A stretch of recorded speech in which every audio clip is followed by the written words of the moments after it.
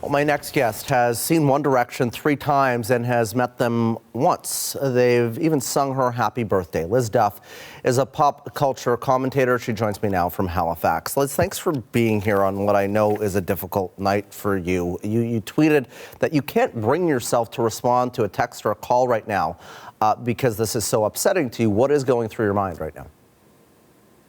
I'm not sure my phone has ever blown up like this. I cover breaking pop culture stories from just about everything you can think of. And tonight feels different. Tonight is a testament to how big One Direction was for those of us that grew up in the 2010s. I know there's fans all across the country devastated tonight.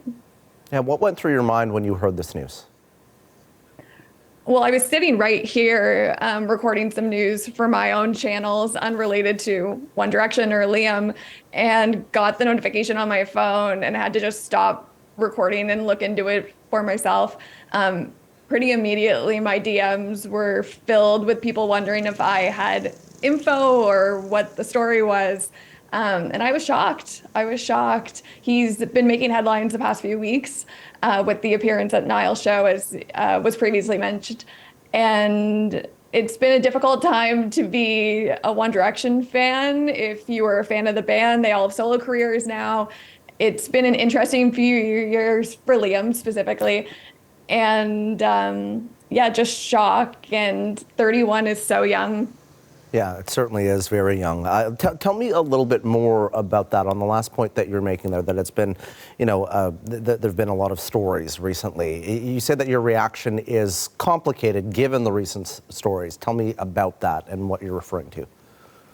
Yeah, absolutely. So his ex-fiancée, Maya Henry, has been very vocal over the past few months and specifically the past few weeks about her experiences with Liam when they were together. And it was a very turbulent relationship. She put out a book a few months ago about a fictional story that she has recently revealed very closely mirrors the experiences that they had.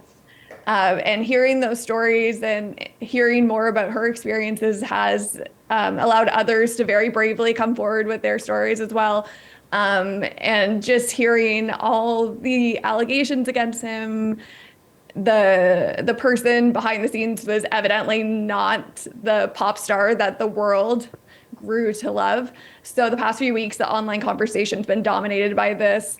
It's been a very interesting time to revisit memories with new context. And my heart goes out to Maya and all those who are definitely feeling the complications of this tonight. And we don't, as we tell the audience, as Sarah reported there, we don't know the circumstances and the details surrounding this because police have not released many details at this point. You've met Liam, you met the band before. Walk me through kind of your best memories of them. Sure. So I was a teenager growing up with One Direction. I can only liken it to Michael Jackson, the Beatles, the stories that you hear of fans camping out, waiting months and weeks for these concerts. One Direction felt like that for teens in the 2010s. A lot of people are familiar with Justin Bieber and the mania around Justin Bieber in Canada. One Direction was very similar. I was lucky to see them 3 times. I met them once. It's what every teenage fan dreams of when it comes to their favorite band. My memories are filled with happiness and joy and gratefulness that I got to experience a band like that in my teen years. And I know that so many people are revisiting memories like me tonight and thinking about how you never imagine a day like this will come, but here we are. Yes, here we are. It's a very sad night indeed for a lot of his fans and for obviously his family as well.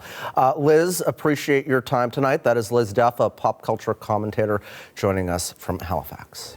For more on Liam Payne, I want to bring in now Eric Alper. He's a music publicist, and we reach him tonight in Toronto. Thanks for being here, Eric. What's your reaction? Thank you for having me. Shock a little bit.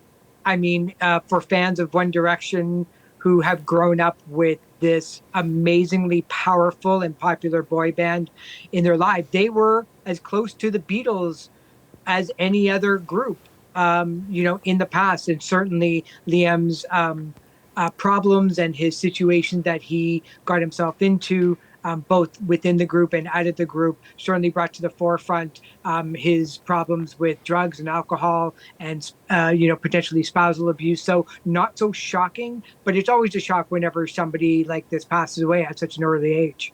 Tell us a little bit about Liam's rise to fame as a member of One Direction and also his solo career.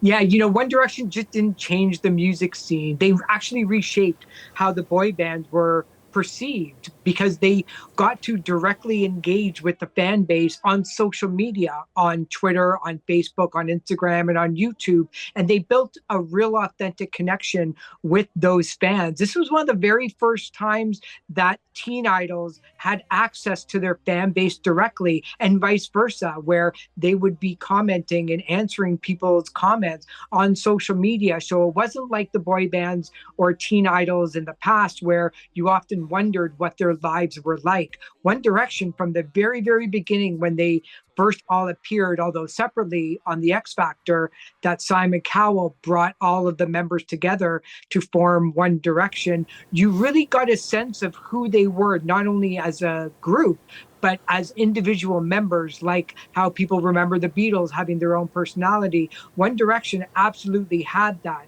And when One Direction split up, Liam was one of the first people who actually had successes. In fact, he's been streamed more than 3 billion times for his solo work on Spotify. And right now, One Direction is at 47 million streams this month. So long after the band had split up, there's still a huge demand for their music. Wow, and we are seeing crowds gather outside that hotel room, the hotel rather, in Buenos Aires, hearing this news, coming out to mourn his death. Tell me a little bit about the controversy for those who aren't familiar with all of the finer details of Liam's life. What was the controversy surrounding him in recent months and years? Yeah, this is a guy who had a lot of health issues from the very, very beginning. In fact, he had a lot of kidney problems when he was a very young kid, requiring almost 36 to 40 needles every single day to kind of heal what he was going through. And I really do believe that kind of marked a really, really tough life, no matter the fame and fortune and money and success that somebody has. If you have demons like that, if you kind of don't deal with some of your issues early on, it kind of manifests later on. And there's been certainly a lot of rumors and people speaking out against his abuse towards his girlfriend and wife, and also, his drug and alcohol problems that he was very, very upfront about.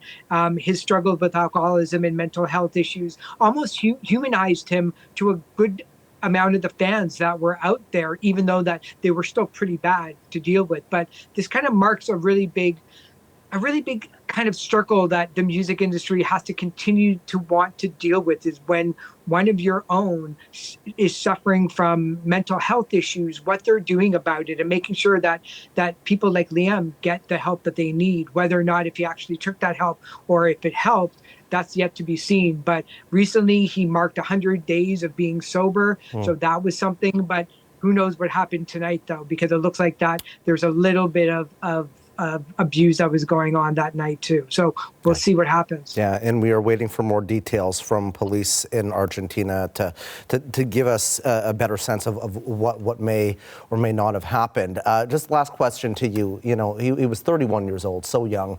How do you believe Liam will be remembered?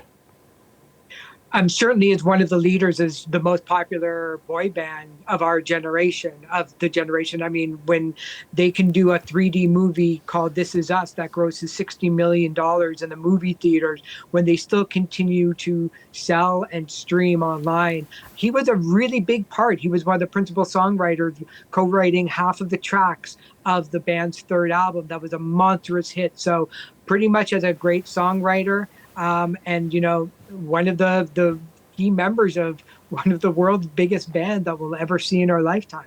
Eric, appreciate you coming on a difficult night. That is music publicist Eric Alper joining us from Toronto.